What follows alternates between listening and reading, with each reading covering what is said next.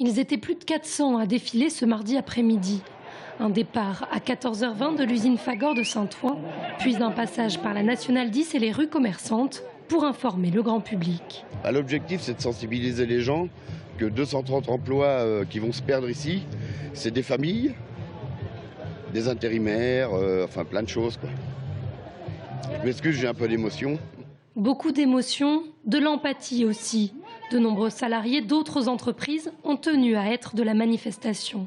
En solidarité avec nos collègues qui vont perdre leur emploi sur un déficit énorme qu'ils ont fait à une époque.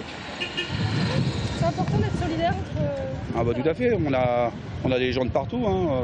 Il n'y a pas que Nakam, il y a des gens de Leclerc, il y a des gens un peu de partout, de chez Baumeur, partout.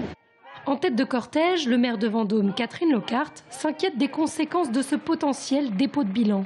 C'est effectivement une difficulté économique annoncée. Ce sont des gens qu'il va falloir aider et ce sont des gens effectivement qui potentiellement n'auront pas le même niveau de vie à terme. C'est évident. Donc sur un territoire, la fermeture d'une entreprise, que ce soit à Vendôme ou ailleurs, parce que malheureusement ça existe aussi ailleurs, ça pose les mêmes soucis pour ce territoire et son équilibre. Reçus à la sous-préfecture, les délégués syndicaux de Fagor saluent la qualité d'écoute, mais restent assez pessimistes quant à l'avenir du site. Ils espèrent un redressement judiciaire qui permettrait à d'éventuels repreneurs de se faire connaître, d'autant qu'ils jugent la branche cuisson viable. Ce mercredi matin, le comité central d'entreprise au siège de Ruelle-Malmaison devrait fixer le sort des 232 salariés de Saint-Ouen.